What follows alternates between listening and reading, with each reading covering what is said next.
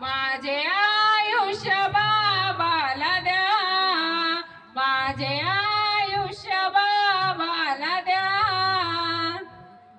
परमेश्वरा खरंच माझी विनंती आहे का? मी राहीन तर टिमकीपुरती सीमित राहीन आणि माझे पती परमेश्वर राहतील या पृथ्वी तलावर दुःखी कष्टी लोकांचे दुःख दूर करतील, या मार्गाचा प्रसार करतील. आणि मी राहीन तर काय करीन? माझे पती राहतील तर खेडोपाडी जाऊन या दौरे करतील परमेश्वरा. म्हणून माझे आयुष्य जेवढे उर्वरित आहे तेवढे माझ्या पती परमेश्वराला द्या भगवंता, आणि मला त्या ठिकाणी विलीन करा परमेश्वरा.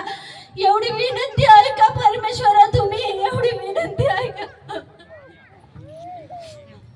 आई बेशुद्ध अवस्थेत पडल्या आणि बाबा हॉस्पिटल मध्ये शुद्धीवर आले. बघा सेवक बंधूंनो. डॉक्टर साहब पेशेंट को होशियार है, प्लीज आप चेक कीजिए. बाजींची सुनबाई या सेवकांची आई ती वाराणसी माऊली. विठोबाजींची सुनबाई या सेवकांची आई ती वाराणसी माऊली. पती परमेश्वर पाहिले जीवन सफल केले ती वाराणसी माऊली. डॉक्टर म्हणून इधर आइए. डॉक्टर म्हणून आयुष्य संपले बाबाचे, घडी मरण्याची आपके पापा की तबीयत अभी ठीक हो गई है, आप इनसे मिल सकते हैं, बात कर सकते हैं. आयुष्य संपले बाबाचे, ठीक है. घडी मरण्याची होली. पती माझा परमेश्वरा म्हणून आई ती रडली. त्याग आईने मरण्याचा केला, बाबाला जीवन दिला ती वाराणसी हारली.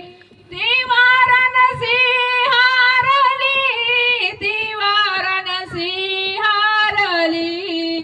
विठोबाजींची सुनबाई या सेवकांची आई ती वाराणसी माऊली, ती वाराणसी माऊली. आई रडली आणि बेसुद्ध अवस्थेत पडली. भगवंताला विनंती करताना बाबा सुखदेवर आले. सेवक बंधूंनो बघा काय त्याग केला आईने हे इथं दाखवलेलं आहे. लक्षपूर्वक सगळ्यांनी पाहायचं आहे. आई आई काय झालं ग तुला? आई उठ ना ग. आई आई काय झालं तुला? काकू आहे बघा ना. आई कुठं काय गेलं ग?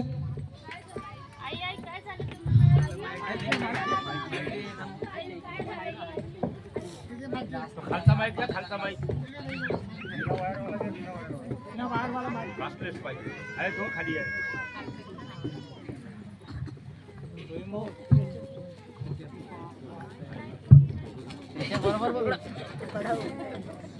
आईची प्रकृती खूप हालवली आणि बाबा शुद्धीवर आले सेवक बंधूंना हॉस्पिटल मध्ये. म्हणून पाहायला गेला आईला तर आई बेशुद्ध अवस्थेत पडल्या होत्या. म्हणून आईला